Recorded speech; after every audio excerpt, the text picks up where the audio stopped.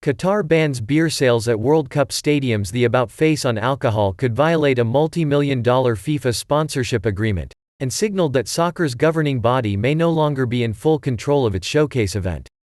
Doha, Qatar, beer is out at the World Cup. In an abrupt about-face, Qatari officials have decided that the only drinks that will be on sale to fans at stadiums during the month-long World Cup will be non-alcoholic. The decision on beer sales was confirmed on Friday morning by a World Cup official familiar with the change in plans. The official asked not to be named because they were not authorized to speak with the news media, and because Qatar was still preparing its official announcement. The move is the latest and most dramatic change to an evolving alcohol plan that has for months increased tensions between FIFA, soccer's global governing body, and Qatar, a conservative Muslim nation where the sale of alcohol is tightly controlled.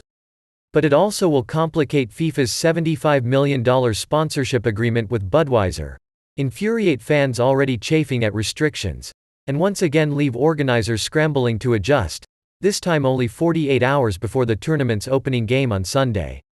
But it also suggested that FIFA, which has faced years of blistering criticism for its decision to bring its showpiece championship to Qatar, may no longer be in full control of major decisions related to its event. The organization's official fan guide notes that ticket holders will have access to Budweiser, Budweiser Zero, and Coca-Cola products within the stadium perimeter, for at least 3 hours before games, and for 1 hour afterward. The ban on alcohol sales to fans at stadiums.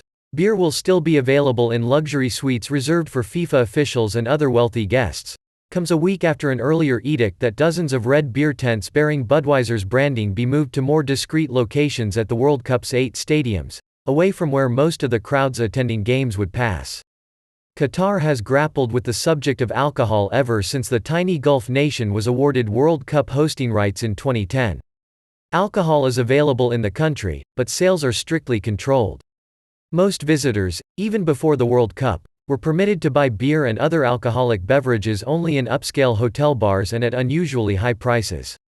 World Cup organizers declined to comment on the new plan for alcohol on Friday. Representatives for Budweiser, who had said last week that they were blindsided by Qatar's earlier changes to their sales strategy for the World Cup, did not immediately reply to requests for comment. Last week, Qatari organizers tried to play down the rising tension over beer sales, a fixture of World Cups for generations, by saying that operational plans were still being finalized, and that changes were still being made in the location of certain fan areas. Its statement also noted that pouring times and the number of pouring destinations remained the same at all 8 stadiums. Budweiser, which pays FIFA the $75 million for each 4-year World Cup cycle, had said it was working with organizers to relocate the concession outlets to locations as directed. The newest plan means that the Brewers' red tents now may not be visible at all around stadiums. In-branded white replacements are being considered.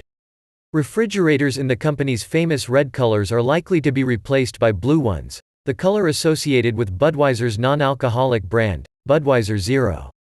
Source: New York Times. Thanks for watching. Don't forget to like and subscribe the channel.